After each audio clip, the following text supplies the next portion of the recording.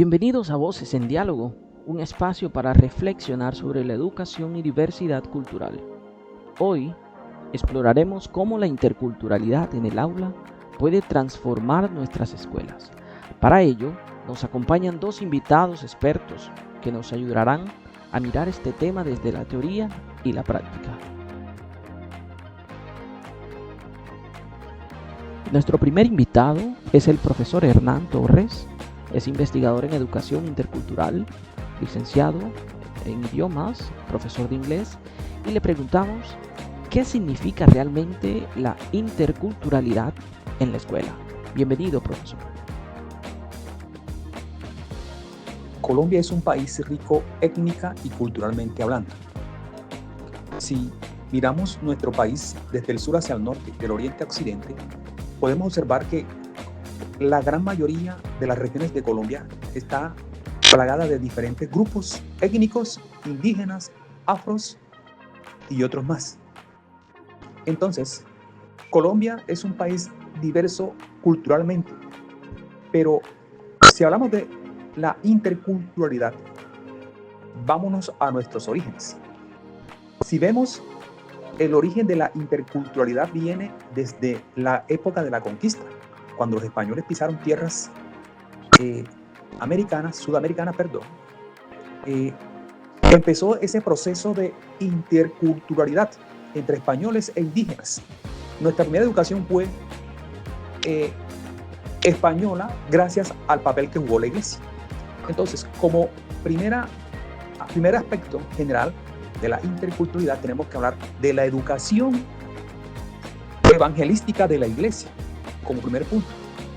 Segundo punto, Colombia ha sido un país renegado en cuanto a las condiciones e igualdades que tienen los grupos étnicos, y he ahí el punto de inflexión, porque nuestras comunidades afro e indígenas, a partir de los años 80, se ha venido hablando de interculturalidad.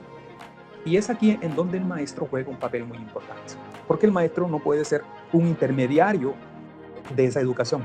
El maestro debe convertirse en ese artífice cultural en donde promueva los diversos saberes, las diversas costumbres de estos pueblos ancestrales. Entonces, la interculturalidad parte desde ese punto, en donde las primeras comunidades interculturales que se originaron en Colombia fueron los indígenas. Los indígenas empezaron a hablar de interiorización y educación a partir de los años 80, 90, y fueron ellos los artífices de que Colombia hoy tenga, pues, el Ministerio de Educación tenga en cuenta a las comunidades indígenas y afro del país.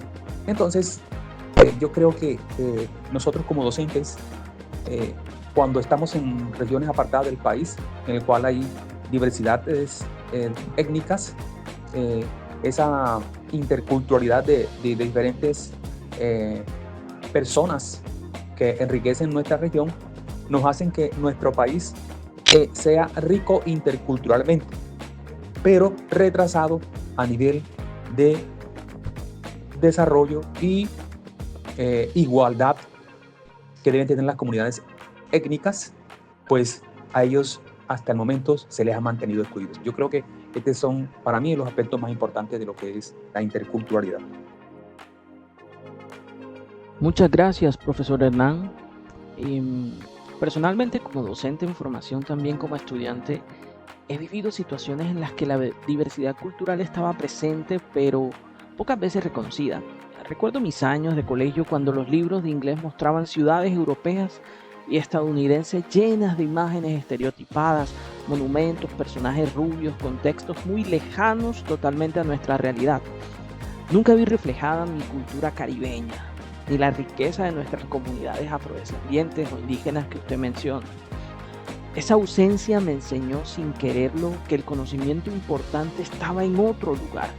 Hoy como docente me enfrento al reto de cambiar esa narrativa. Trabajo con estudiantes que traen acentos, tradiciones y formas de pensar diversas, pero el currículo y los textos siguen promoviendo una visión homogénea. He sentido la presión de cumplir con los estándares internacionales que no siempre dialogan con nuestras realidades locales. Sin embargo, estos desafíos también me motivan a ser mediador, Busco que mis clases sean espacios de diálogo donde los estudiantes reconozcan su identidad y la de los demás, cuestionen estereotipos y encuentren también sentido de aprender otras lenguas. Creo firmemente que la interculturalidad no solo es un concepto académico, sino una práctica cotidiana que empieza por escuchar, valorar y negociar significados. Mi experiencia me ha mostrado que cuando un estudiante se siente reconocido culturalmente, aprende con mucho más entusiasmo y confianza.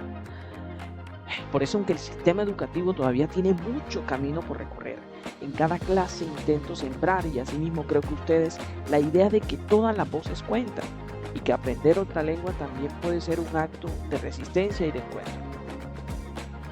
Nuestro segundo invitado es el maestro Juan Sebastián, docente de inglés en colegios públicos y privados. ¿Cómo vive este reto desde el aula?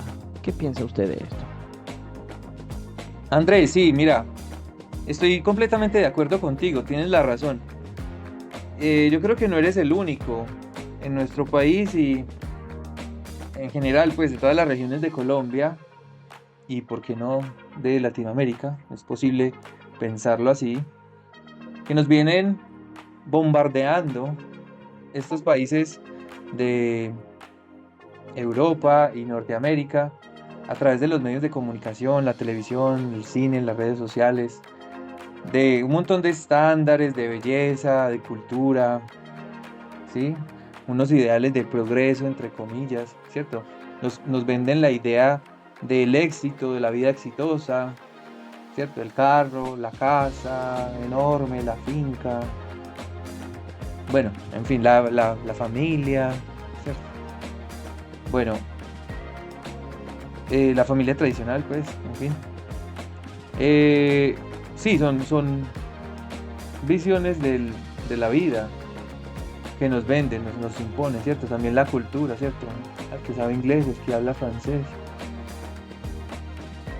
se puede considerar una persona culta, ¿cierto? Podríamos pensar eso y se le quita mucho el valor a las tradiciones indígenas o a los conocimientos ancestrales, ¿cierto? ¿Cuál sería nuestro reto desde las aulas? Pienso yo que nuestro reto sería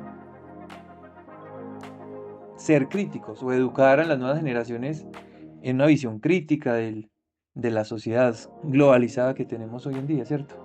No solo